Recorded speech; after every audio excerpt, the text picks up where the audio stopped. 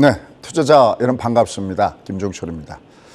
자, 요새 가장 월가에서 많이 나오는 것 중에 하나가 good is bad, 좋은 건 나쁜 것이고 bad is good, 나쁜 것은 좋은 것이다.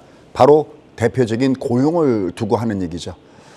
우리가 보통 고용이 나빴을 때 고용 쇼크다 그러는데 이게 오히려 좋아지면 쇼크를 주면서 주식장을 내려주고 있습니다. 자, 그러면 지금 고용은 어딜 향해서 가고 있는 걸까요? 오늘 아침에 나온 비농업 부분의 일자리는 26만 3천 명이 증가가 됐다고 나오고 있습니다. 일단 요거부터 좀 볼게요. 여러분들 아마 TV나 아니면 다른 뉴스 거를 보면 이게 예상보다 높게 나왔다고 얘기하는 데가 있고 예상보다 낮게 나왔다고 하는 데가 있는데 뭐 사실 그게 쏘쏘 거의 비슷하지만 이게 지금 다우에서 전망한 것은 27만 5천 명. 그러니까 요거보다 낮게 나왔습니다. 하지만 보통 우리가 전망치를 얘기할 때는 월스트리트 저널의 전망치를 많이 인용하거든요.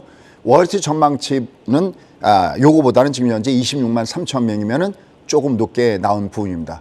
그리고 이제 문제가 실업률이 3.5가 나왔다는데 어떻게 보면 정말 좋은 게 나쁜 것이구나라는 거, 이 부분이 나와져 있습니다. 여러분들 연준은 두 가지가 타겟팅이 되고 있죠. 하나는 인플레이, 고용이고 하나는 인플레이션. 근데 인플레이션 이미 뭐 2%대 이상으로 올랐기 때문에 얘기할 것도 없고요. 여기에 이제 고용이 우리가 완전 고용의 미국의 기준은 얼마냐면 4.0입니다. 그럼 이미 3.7도 완전 고용인데 더 내려가서 3.0이니까 야, 이건 이렇게 돼서는 절대 연준이 이 소위 인플레이션 잡는 물가 이 고비를 도저히 늦출 수가 없구나라고 얘기했어요. 근데 사실 이게 어떻게 보면 지금 조 바이든의 정책이 거꾸로 가고 있다라는 부분들도 우리가 볼 수가 있겠습니다. 자, 뒤에 가서 차례로 이렇게 말씀을 드리고 과연 우리가 이럴 때 마지막 우리가 탈출구는 어디에 있는지도 같이 한번 제시해 보도록 하겠습니다. 일단 첫 번째, 아마 요즘에 여러분 매스컴에서도 많이 보셨을 겁니다. 제2의 서브프라임이 오는 거 아니냐. 이게 상당히 우리를 또 공포스럽게 하고 있습니다. 왜냐하면 이 고통이 얼마나 심한지를 알기 때문에 그러죠. 그럼 자, 도대체 이게 왜 이런 모습들이 나오고 있는지 이걸 봐야 되겠고요. 근데 두 번째 중요한 것은 자, 여러분들 아셨지만 최근에 이 IRA를 두고 상당히 얘기가 많습니다. 야, 우리가 어떻게 보면은 미국에 대해서 나름대로 우리 나름대로 협조할 수 있는 모든 것을 협조하고 있는데 예를 들어서 뭐 치포 동맹도 최근에 계속해서 거론되고 있는 부분이고요. 특히 최근에 보면은 뭐 전기차 관련돼서 미국에다가 공장 짓겠다는 게도 마찬가지고. 그러니까 여기서 공장을 짓지 않으면 너희들은 물건 못 팔아. 이제 여기 들어와서 공장 져. 그때도 역시 가장 최고의 기술을 가진 대한민국의 이런 업체들이 결국은 미국에 상륙할 준비를 하고 있고 이미 거기에 대해서 양해각서도 쓰고 여러 가지가 있었는데 아마 최근에 현대자동차 갖고 있는 분들은 정말 낙담이 심할 겁니다. 정말 잘 올라가고 모양도 맞추고 있고 우리 대한민국의 전기차가 특히 아마 여러분들 길거리에 지나다니면서 우리나라 현대차에서 만든 전기차 보고서 아마 그쵸? 김군남아 자동차 보고서 야, 다음에 한번 살 땐 저거 한번 살까? 아마 이런 마음을 가졌을 정도로 참 잘 나가고 있는데 현대 주가가 굉장히 내려가고 있습니다. 타격을 받고 있다라는 얘기가 되겠죠. 여기서 이제 중요한 게 하나 있습니다. 정말 이게 방송에서 적합하지 않기 때문에 이야기하는데 정말 막 밑에서 막 뭔가가 막 올라가는 그런 조치가 있습니다. 그게 뭐냐면 여러분 혹시 이런 가운데서 중국의 배터리 업체는 미국에 상륙을 하고 거기다가 소위 인센티브까지 받는 거 기사 보셨어요? 신문 기사 보셨어요? 저는 아직 못 봤습니다. 야, 정말 이거 보면 정말 불화가 끌어올린다고 그럴까요? 참 우리가 그렇게 협조를 하고 있고 특히 지금 IRA의 개념은 어떤 개념이냐면 결국은 중국을 배제하자는 거잖아요. 네. 중국을 배제하고 미국 중심으로 동맹끼리 똘똘 뭉치자는 건데 지금 얘가 산으로 가고 있는지 어디로 가고 있는지 오히려 지금 우리는 보조금 혜택을 못 받고 그다음에 미국의 배터리 업체는 지금 미국에 상륙할 준비를 하고 있습니다. 그것도 인센티브까지 받아서 도대체 그 진실은 무엇인가? 그다음에 우려되는 부분들 무엇인가 찾아봐야 되겠고요. 자, 뒤에 가서 얘기되지만 하나 그러면서 우리가 같이 가는 혼란이 옵니다. 최근에 사우디가 지난 7월에 조 바이든 대통령이 중동 순방길에 빈살만을 만나서 야 기름 좀 더 뽑아내. 그러니까 어떻게 했어요? 단칼에 거절당했죠. 근데 이번에 우리가 그런 얘기 많이 하죠.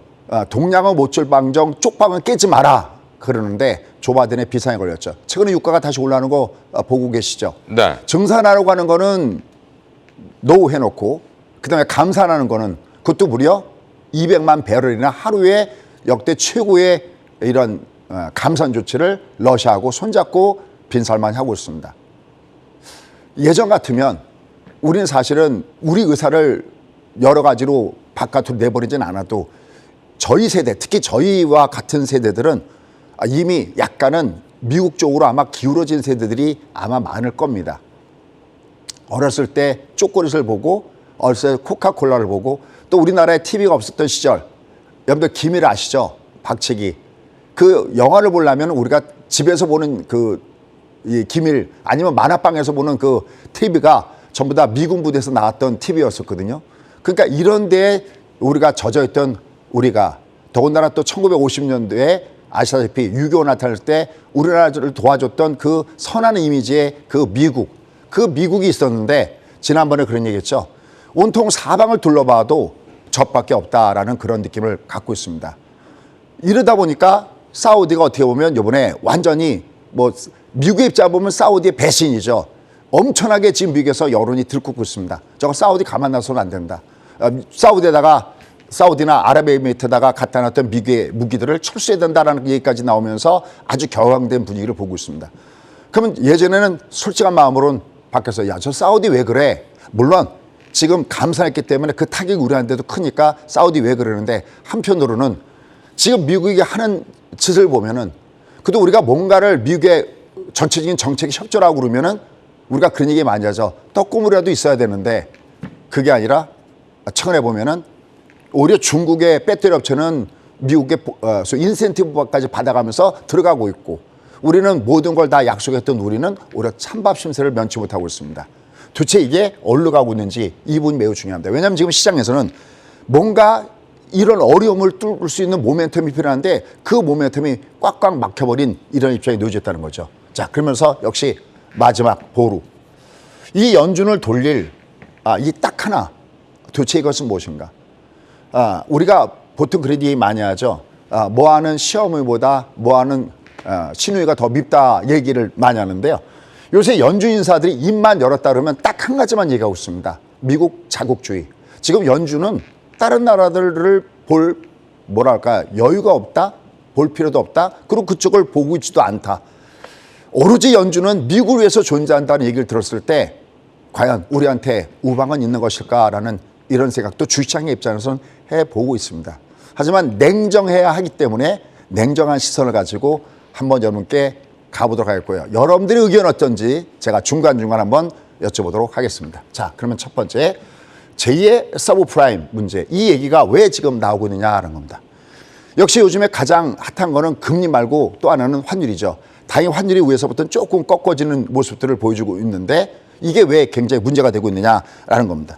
여러분들 아시겠지만 지금 우리나라의 통화 가치는 이렇게 약했던 원인들이 물론 우리 자국의 이유도 있죠. 무역 수지가 연속해서 적자, 경상 수지 적자 전환 여러 가지 문제가 있지만 여기에 또 하나 가장 큰 부담을 주고 있는 것은 바로 중국과 일본. 물론 뭐 최근에 영국 사태도 있지만 아시아 입장으로 볼 때는 중국과 일본. 소위 G2와 G3의 통화 가치가 최근에 밑으로 급락을 하고 있습니다. 이런 경제 대국들의 문제들. 근데 가만히 보면 이게 아시아에 굉장히 큰 문제가 되고 있다는 개념이 왜 이런 얘기가 나오고 있냐면 가만히 생각해 보시죠. 중국, 일본, 그리고 우리나라 전부 다 수출 중심의 나라들이죠. 그죠? 글로벌 경제가 망가졌을 때 가장 타격을 입는 나라들이 이런 나라들이고 제조업 중심의 나라들이죠. 근데 최근에 문제가 터지고는 한쪽, 영국은 금융 중심의 나라죠. 대처시대 이후에 1980년대에 미국이 금리를 20%나 올리면서 일부에서는 칭송받고 있습니다. 물론 레이건 대통령도 미국에서 인기 있는 대통령이고 영국의 마가렛 대처 여사도 굉장히 인기 있는 사람들이지만 사실 이 양국의 제조업이 무너뜨리게 된 가장 큰 배경은 바로 이때였던 거죠. 1980년대에 금리가 20% 올라가는데 어떤 제조업체들이 은행이 금리를 20% 내면서 제조업을 하겠습니까? 그러니까 우리는 금융만 살리면 돼. 나머지는 다른 나라에서 만들고 우리는 그냥 열심히 잉크 종에다 찍어갖고 달러만 쥐고 있으면 돼. 그게 한동안 통했었습니다.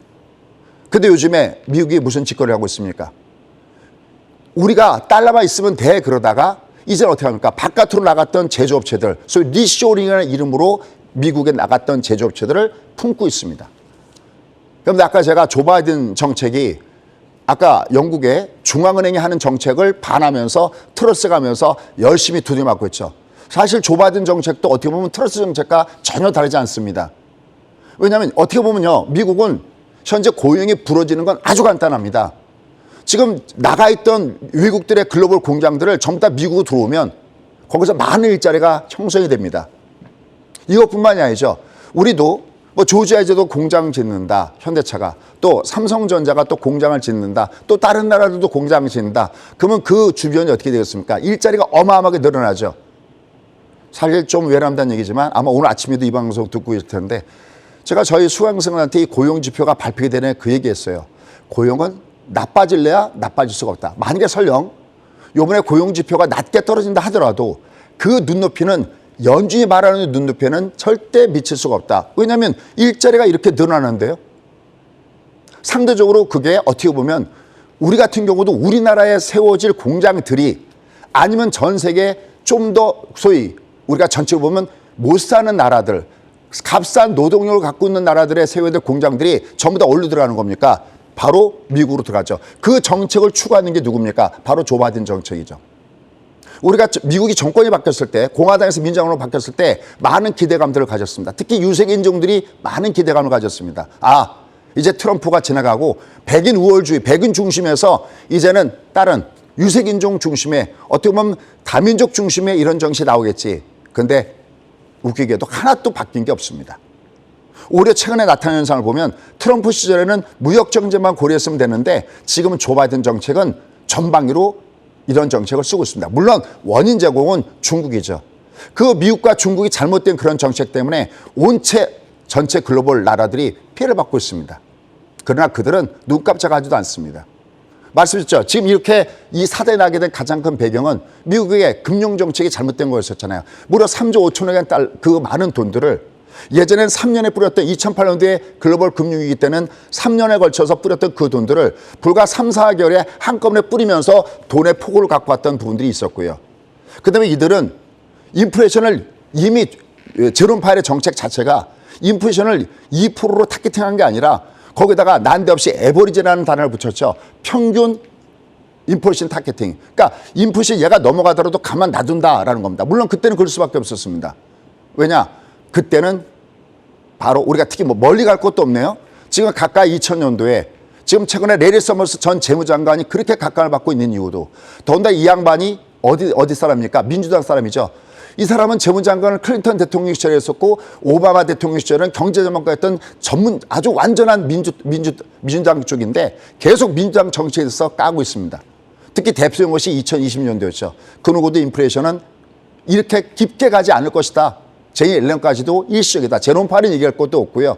그랬을 때 레리 서머스 이대로 가면 한 세대, 즉 30년 세대 한 번도 경험하지 못한 엄청난 인플레가 올 것이다.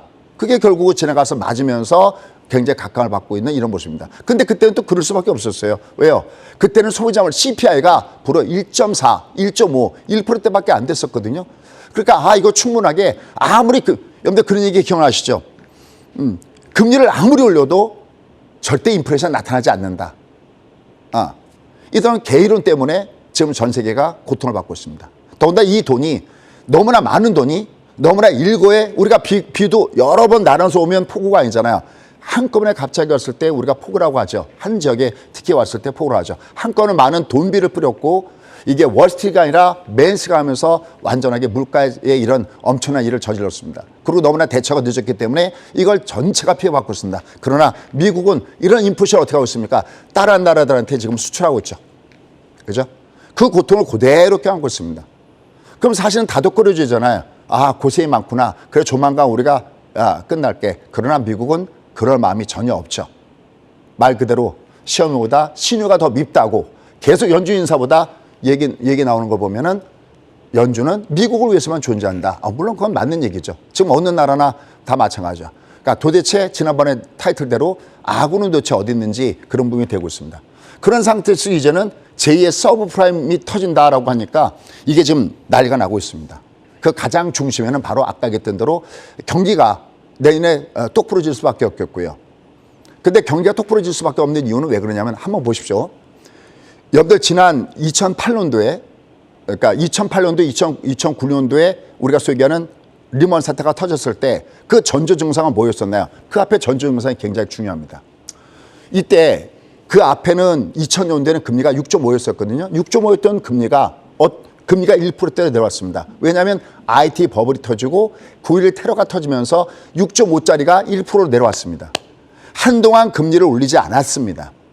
그때 이유는 바로 중국이 WTO에 가입하면서 이때는 중국이 인플레이션을 수출하던 그런 시대였었거든요. 그러니까 이게 오는지를 몰랐던 겁니다. 그 유명한 그린스폰조차도 이걸 몰랐던 것이죠.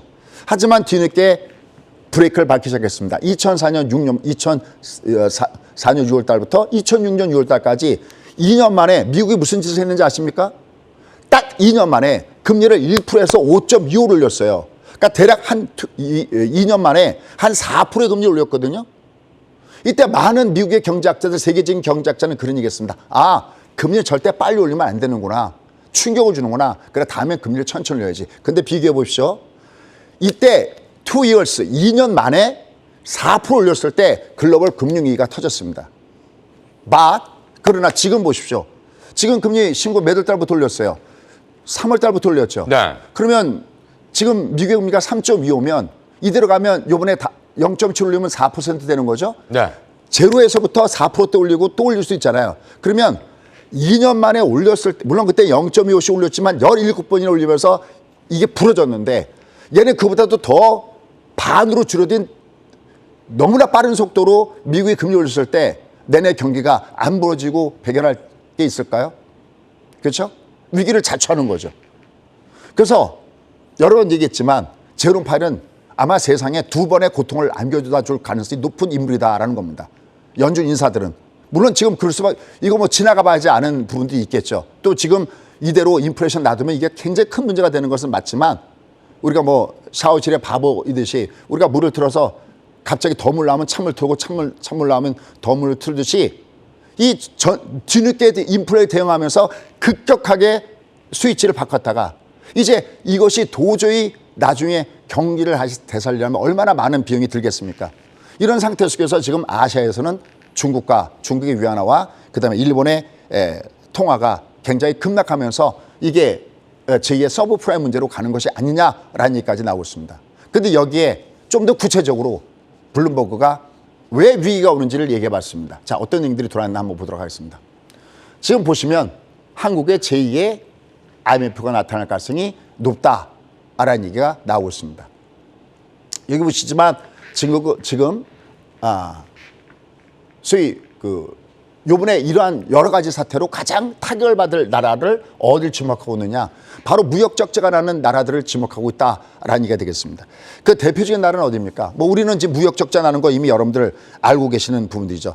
우리나라를 비롯해서 동남아 국가들이 굉장히 큰 위기가 될 것이다라고 얘기하고 있습니다. 우리나라, 그다음에 필리핀, 그다음에 태국 이런 나라들을 지목을 하고 있다라는 겁니다. 결국 제2의 외환위기를 주목하고 있습니다.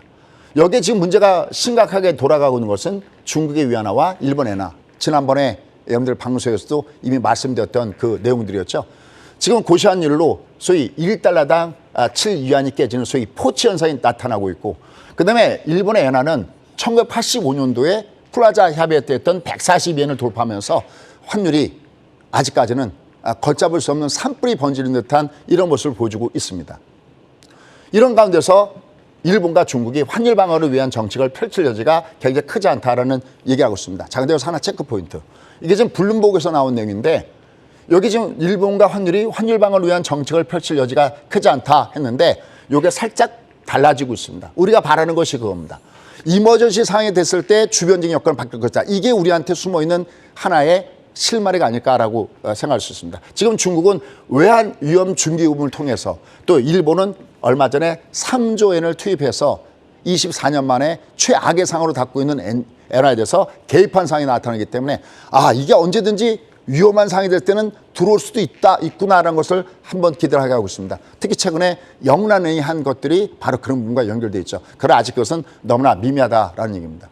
여기다가 미국은 앞으로도 금리 인상의 여력이 굉장히 크다라는 부분이 되기 때문에 부담감을 계속해서 던져주고 있다라는 얘기가 되고 있습니다.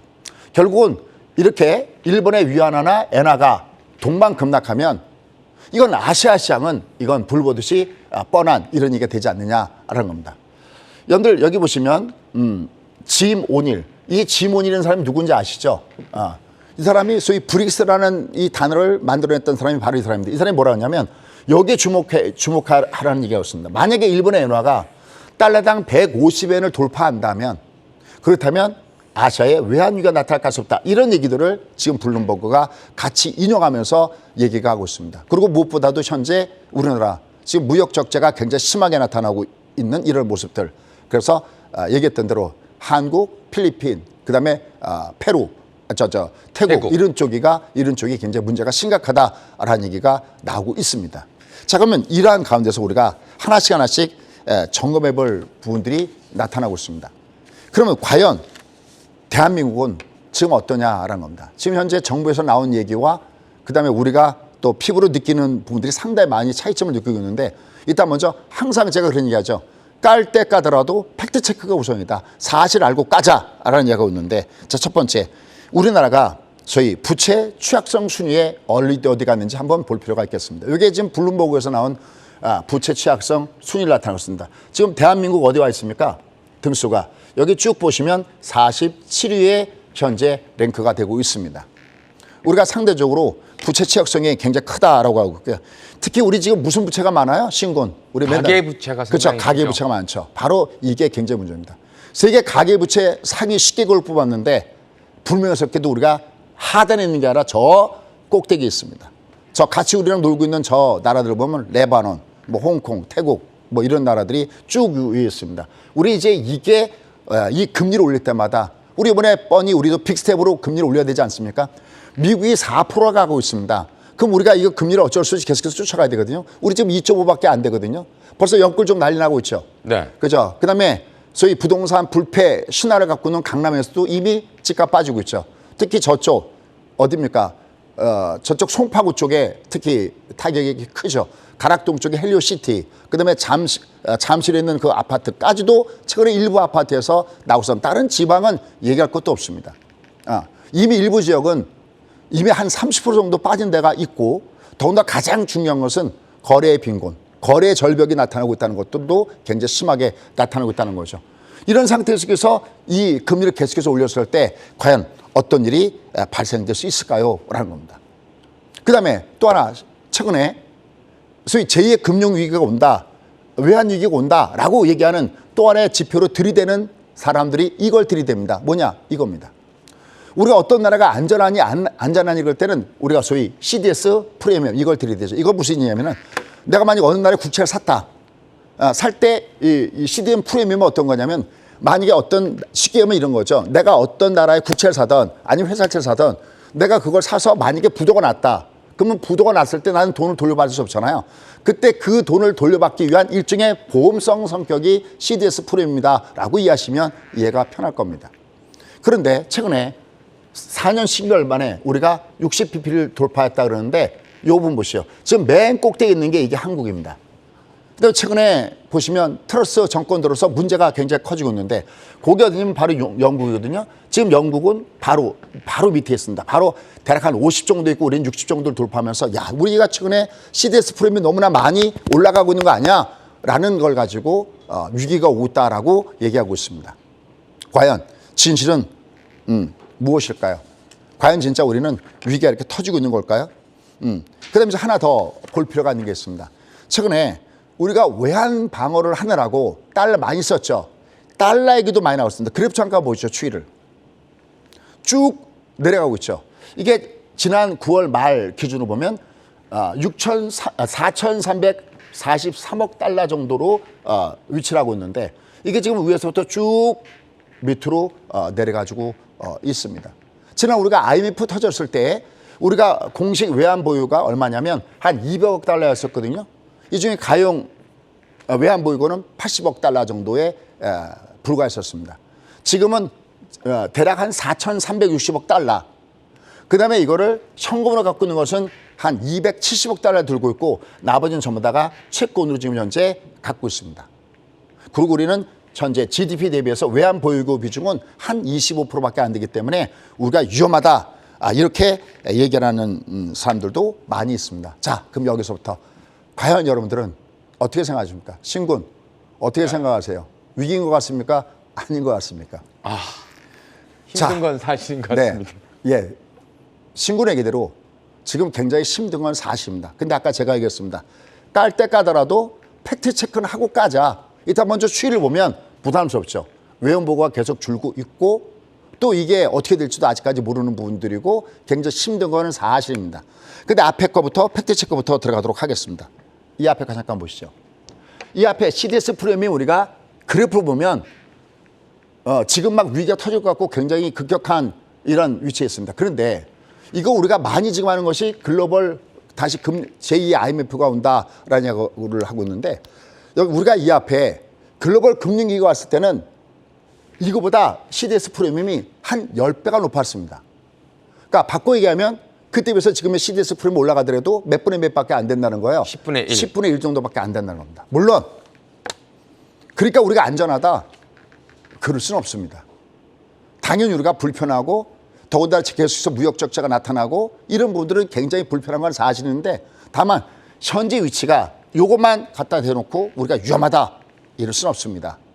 그때에 비해서 우리의 CDS 프리미엄은 한 10분의 1 정도 수준에 놓여져 있다라는 부분들을 우리가 염두에 둬야 된다라는 쪽이고요. 근데 아까 여기 외환 보유도 보셨지만 줄을 걷는 건 사실이지만 최근에 그 놓여져 있는 환율의 위치나 이걸 보면 얘가 머지않아 그러니까 현재 놓여져 있는 위치를 보면 한 1,500원을 하나의 방어벽으로 해서 순간 얘를 돌파할 수도 있지만 이 앞에 이렇게 올라왔던 그 속도에 비해서 얘가 약간은 둔화될 것이냐. 물론 오늘 여러분들 아시다시피 고용이 좋아지고 미 국채 수익률이 올라가고 또 환율이 상대적으로 달러가 강세하는 걸 보면서 그런 부분들은 많이 나타나겠지만 우리가 다시 제2의 IMF까지 갈까?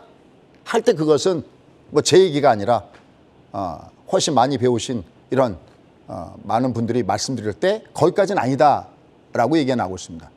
이게 주식과 경기를 어떻게 보면 심이다 할 수도 있는데 너무 한쪽에서는 또 부정적으로 몰고 가는 것이 아니냐라는 인식들이 굉장히 많이 나오고 있다는 것도 여러분 염두에 두고 하셔야 될 것 같습니다. 자, 이런 자세한 사항들은 배가 빅픽처의 그림을 그린 다음에 좀 이따가 10시 반에 좀 더 자세하게 살펴보도록 하겠습니다. 여기다가 역시 계속해서 나오는 내용들은 이코노미스트들이 달러 초강세가 앞으로도 한 6개월 동안 계속될 것이다. 이런 부분이 부담 주고 있습니다. 하지만 여기서도 보면은 어떤 부분이 있느냐. 아시아의 국가들의 이게 외환 보유고가 건전하기 때문에 물론 뭐 중국이나 일본 같은 건 얘기할 것도 없겠죠. 그래서 1997년 같은 이런 금융위기는 발생하지 않을 것이라는 것이 일단 중론이다. 다만 안심할 수 없다. 왜 지금 추이가 그런 추이로 빠지고 있기 때문에 안심할 수 없는데 현재 위치만 놓고 봤을 때는 그거는 아이다는 쪽이 좀 더 비중이 높다라는 겁니다. 그래서 역시 지금 주가가 밑으로 푹 빠졌을 때 항상 말씀이지만 올라갈 때 여전히 때려줘야 됩니다. 반등이 불가하기 때문에 제가 그런 얘기했죠. 추세가 다시 돌아오면 제가 조금 먼 것도 아니고 제가 뭐라냐면 한참 멀었다는 말씀 드렸어요. 지난번에도. 얘는 한참 멀었습니다. 다만 얘가 그냥 이게 진짜라면 계속 주가는 뚫고 내려가야 되잖아요. 그게 아니라 내려가면 들어주고 내려가면 들어주고 하는 이러한 부분이 나타나는 것은 이렇게까지 그 최악은 아니다는 점을 염두에 둬야 됩니다. 그리고 아까 얘기했던 대로 환율의 그래프를 보면 한번 보시죠. 여기가 지금 1,300원을 돌파할 때거든요. 여기 매물 공백이었어요. 그러니까 없었어요. 뭔가가 여기가 이렇게 걸려 있어야 정고점이다 그럴 텐데 이게 없었어요. 그래서 여기가 쭉 올라갔는데 여기는 소위 이게 우리가 얘기하는 부유홈이죠. 여러분 지난번에 우리가 유가제가 분석할 때도 그때도 소위 투기 트레이드 한번 헤쳐드시고 나간 음포선이 나왔을 때 유가가 꼭지쳤던 결국은 진짜 유가는 거기서 꼭지쳤잖아요. 그때도 제가 썼던 내용 중에 하나가 부유홈 기법이거든요. 얘도 이게 부유홈일 때는 그냥 여기서 돌파하기 어렵습니다. 그래서 최악의 경우 현재 상태에서 최악의 경우 봤을 때 이게 지금 1,500원인데요. 그렇죠. 뭐 얼마 남진 않았잖아요. 얘가 여기 근처에 여기 근처. 물론 여기를 살짝 돌파할 수도 있고 요 근처일 수도 있는데 여기 근처에 갔을 때는 내는 환율은 어느 정도 진정이 되지 않겠나라는 기대감을 갖고 있습니다. 물론 오늘 내용을 보면 앞으로 좀 더 올라갈 가능성이 굉장히 높지만 이런 부분들 염두에 두시고 여러분들 매매를 하셔야 된다라는 겁니다. 자, 근데 이런 가운데서 그 뭔가가 주가가 올라갈 수 있는 모멘텀이 있어야 되는데 아까도 얘기했죠. 이게 어디가 아군인지 알 수 없는 상황들이 계속해서 나오고 있다는 겁니다. 아니 우리는 정말 못 해주고 그러는데 뺨 맞고 그리고 우리가 그냥 알고 있듯이 ILI는 이거 중국을 견제하기 위한 미국의 정책에 전 세계 동맹들이 참가하는 쪽인데 이게 무슨 일입니까? 그죠? 오죽하면 미국에서도 이 얘기가 나왔죠. 인플레이션법은 한국의 얼굴을 정면으로 한 대 때린 거기다. 물론 이 얘기를 한 사람이 공화당 사람이니까 뭐 그렇다라고도 볼 수 있습니다. 하지만 이 부분에 대해서 역시 미국에서도 굉장히 얘기가 많이 나오고 있다는 거죠. 얼마 전에 조 바이든 대통령이 친서를 보냈다라는 얘기했는데 글쎄요. 이게 지금 상황을 다 통과한 상태 속에서 이게 과연 쉽게 이게 개선이 될 것인가라는 겁니다. 여기 지금 보면 전기차에 대한 세액공제가 오로지 북미산에만 적용되고 한국 또는 다른 나라에 대한 차별이 있다. 이건 제대로 어떤 뭐 무슨 우리 표현하면 공채가 열린 것도 아니고 의회하고 정부가 이걸 꾸준하게 뭐 얘기하면서 뭘 한 것도 아니고 이거 완전하게 조 바이든 정부와 현재 미국의 의회가 불공정을 저지른 것이다. 그리고 역시 지금 보면 현대차는 조지아에다 공장을 짓는 것은 상당한 투자다고 했습니다. 근데 지금 보시죠. 이게 노골적인 내용이 나왔어요. 지금 1,000만 원 보조를 받는데 자 우리가 자동차를 사러 갔어요. 그럼 예전에 테슬라고 보고 자동차를 사러 갔을 때 1,000만 원 보조 혜택을 받다가 갑자기 이제 그래 현대차가 디자인도 좋고 사야지 하고 살라고 그러는데 갑자기 1,000만 원이 올라갔다면 여러분들은 무슨 차를 선택하겠습니까? 지금 이 의원도 똑같이 얘기하고 있습니다. 내가 차를 사러 갔을 때 내가 과연 무슨 차를 살 것 같으냐? 나는 현대차를 안 살 것이다 라고 얘기하고 있습니다. 그래서 이 법이 잘못됐다. 이것은 졸속이법이다라고 현재 얘기를 하고 있는데 글쎄요. 최근에 이제 11월 달에 선거를 앞두는 상태 속에서 더군다나 지금 현재 어떻게 보면 사우디한테 뒤통수를 맞은 이 미국이 지금 이것 때문에 이런 내용들 때문에 이걸 아주 굉장히 민주당에서 강력하게 추진했는데 과연 이것이 제대로 반영될까요? 이러면서 정말 화나는 것은 아마 현대차 주주일 것 같습니다. 정말 이게 뭡니까 할 정도죠. 이렇게 밑으로 빠졌습니다. 여기만 보더라도 주가가 잘 상승궤도의 장을 올라가는 듯 하다가 결국은 9월 달 이후에 주가가 밑으로 급락하는 이런 패턴의 모습을 지금 보여주는 것이 현실이다라고 얘기할 수 있겠습니다.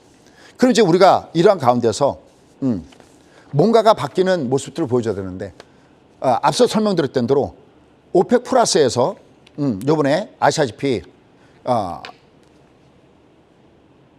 러시아하고 사우디가 손잡고 어떻게 보면 감산 조치를 그것도 200만 배를 했습니다. 그래서 유가가 최근에 굉장히 강하게 튕겨 올라가는 모습을 주고 있습니다. 그러니까 여기 지금 얘기 나오는 게 이게 지금 진짜 앞으로 왜냐하면 우리는 이미 미국에 반한 행동을 했을 때 과거에 후세인이 어떻게 사라졌는지 가다피가 어떻게 사라졌는지 이미 우리는 알고 있습니다. 근데 지금 빈살만이 이렇게 하고 있습니다. 앞서 설명을 드렸던 대로 이게 참 우리가 요새 같이 가는 혼란입니다.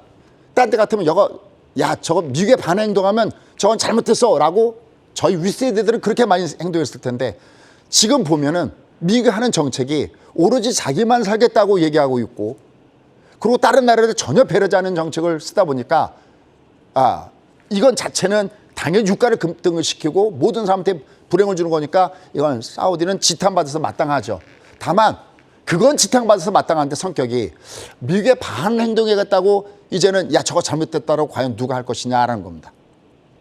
지금 미국은 자기 혼자만 살겠다고 전 세계를 죽이는 이런 정책을 쓰고 있기 때문에 이 부분이 상당히 부담스럽다는 겁니다. 그러면서 한 가지 우리가 중요하게 다가오는 게 있죠. 지금 고용이 좋아지면서 주가 빠졌잖아요. 그럼 다음 주에 가장 큰 핵심 이슈는 물가 핵심 뭐가 발표됩니까? CPI. 이게 문제입니다. 자, 오늘 이제 지금부터는 저희 대표실 얘기했습니다. 저는 이게 지금 문제입니다. 여러분들 우리가 여기 주가 위기 기억나시죠? 여기 7월 달에 여기 요때가 7월 13일입니다. 요때 제가 CPI가 발표되기 전에 제가 이래서 무슨 얘기냐면 CPI가 발표되는 그날 만약 그로 인해서 주가가 빠진다면 이 주가는 단기적인 바닥이든 장기적인 바닥이든 그거 모르지만 일단 최소한 단기 전화 바닥이다라고 이렇게 말씀드렸던 적이 있습니다. 고맙게도 그때 여러분께 다행히 제가 좋은 조언을 했고 이것 때문에 또 여러분께 칭찬도 많이 받았습니다. 실제로 주가가 이렇게 올라갔습니다. 이때 썼던 법칙이 뭐냐면 바로 중간가 법칙이었죠. 즉 우리가 7월 달에 발표되는 것은 6월 달에 유가가 들어가져 있는, 우리가 CPI는 3대 요소가 있거든요. 유가, 식료품, 그다음에 주거비가 있거든요. 이 유가가 여기 있었거든요. 근데 7월 달에 얘가 발표될 때 유가가 어떻게 되고 있었어요, 신군?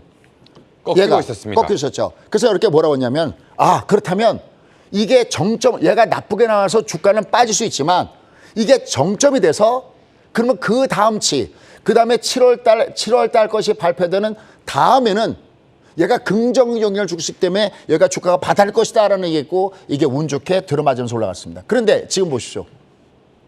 지금 보시면 요번에 발표되는 게 9월 달 거죠. 네. 9월 달 거가 내렸을 때 얘는 좀 중간 값들이 내려와 있거든요. 이렇게요. 밑으로. 얘가 밑으로 내려와 있습니다. 그러니까 이게 물가에 대한 것들은 내려오고 있구나라고 그걸 주기 편한데 이때랑은 정반대 상황이 발생되고 있죠. 이때 지금 얘가 오펙 플러스에서 유가 감산주를 추첨해서 유가가 지금 어떻게 하고 있습니까? 올라가고 있습니다. 그럼 올라가고 있다는 얘기는 9월 달께 발표된 이번에 10월 13일 날 얘는 떨어진다 해도 이게 올라가고 있으면 드디어 물가가 내려가니까 연준의 정책 바뀌겠다 이런 생각을 할 수 있을까요? 그거는 상당히 힘든 일이 나올 것이다 라는 얘기가 있습니다. 자, 그럼 마지막 드리고 싶은 말씀을 이렇게 드리겠습니다.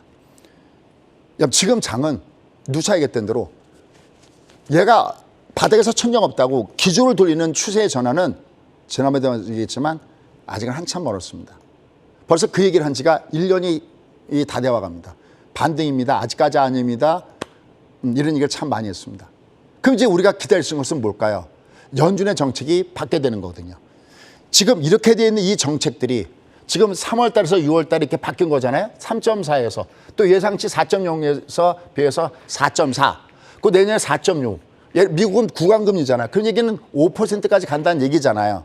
이게 바뀌어야 되지 않습니까? 그럼 여러분 생각에는 지금 미국이 하고 있는 정책들 아까도 했지만 고용을 자르려면 간단하거든요. 자기들이 트러스 욕하면서 트럼프도 제2의 트러스와 똑같은 정책을 쓰고 있잖아요. 자기들이 달러를 찌내는 기축통화를 쓰고 있다는 것은 미국은 전 세계에서 어마어마한 혜택을 받고 있는 겁니다. 우리가 왜 만약에 미국의 달러가 기축통화가 아니면 소위 결제수단이 아니면 우리가 석유를 사러 갈 때 우리나라 원화를 가지고 들어가서 산다면 달러 보유가 무슨 상관이 있습니까? 아무런 상관이 없는 거죠. 근데 모든 결제 통화를 달러를 묶어놨습니다. 여러분 아시다시피. 더군다나 사우디 같은 경우에는 왜 미국이 배신감을 느낀다라고 미국의 입장에서 얘기했냐면 1991년대 구소련이 무너질 때 물론 구소련은 상대적으로 이 쿠데타가 일어나고 여러 가지 계획이 실패한 것도 있지만 사우디가 적극적으로 도우면서 기름을 갖다가 퍼내면서 결국 유가가 급락 갖고 왔고 이때 구소련이 무너지게 된 거죠. 근데 참 이게 격세지감을 느낍니다. 그래서 구소련을 무너뜨릴 때 일주했던 사우디가 이제는 거꾸로 그 반대 방향으로 가고 있다는 것이 굉장히 부담스럽죠. 하지만 얘가 이렇게 바뀌었듯이 하나 기대되는 게 있습니다. 하나 더 보시면 더 놀랄 겁니다. 하나 이거 한번 보시죠. 이게 2020년도 12월 달에 FOMC입니다. 밑에 보면 전부 다 제로 구간에 멈춰져 있죠. 그다음에 작년 3월 달만 해도 FOMC의 전체적인 것이 이렇게 제로 구간에 와 있죠. 이게 금리 보시죠. 2023년까지 제로입니다. 불과 얼마 전까지만 해도 이게 제로입니다. 근데 지금 얼마 와 있습니까? 지금 4.0을 코앞에 두고 있잖아요. 이렇게 바뀌듯이 결국 연준은 바뀔 가능성을 지금은 안 보이죠. 지금은 연준은 바뀔 가능성이 하나도 안 보이죠. 그리고 우리가 주가가 제대로 떴을 때는 반전 시작점 각각 위가세 반전 시작점은 초저금리일 때 주가가 제대로 뜨지 그 사이는 반등 외에는 주고 있지 않습니다. 그래서 아직까지는 반등은 가까워도 반전은 한참 남았다라고 하는 겁니다. 이런 가운데서 모건스테인은 정반대되는 얘기를 하고 있습니다. 한국 주식 사야 돼. 내내 2,600 가야 돼. 과연 여러분들은 어느 쪽에다가 비중을 두십니까? 블룸버그 얘기대로 우리는 IMF 6.25 올까요? 아니면 모건스테인 얘기대로 내년에 이 정도 가니까 지금 주식을 사야 될까요? 물론 이런 얘기들은 좀 이따 10시 30분에 한번 얘기하겠지만 저는 여러분께 이런 말씀 드릴 수 있겠습니다. 딱 하나 지금의 장을 돌릴 수 있는 것은 그러면 이제 고용은 꺾어주기 힘들잖아요. 지금 물가도 그러니까 이 고용이 꺾어줘야 되고 물가가 꺾어져야 되는데 유가는 올라가고 있고 고용은 탄탄하고 리쇼링 정책 이것 때문에 쉽지 않다라는 말씀 드렸어요. 그럼 딱 하나는 뭘까요? 그렇지만 딱 하나 남아지는 것은 비상사태입니다. 그 비상사태는 바로 금융시스템의 붕괴죠. 모든 글로벌 금융시스템이 붕괴가 된다고 했을 때는 연준은 그때는 나설 겁니다. 그러니까 최악의 상황이 됐을 때 연준의 이런 전체적인 그 전략들은 바뀔 수 없다는 거죠. 다만 그것이 지금이 아니기 때문에 아직은 들어줘도 반대의 관점에서 보셔야 되겠고요.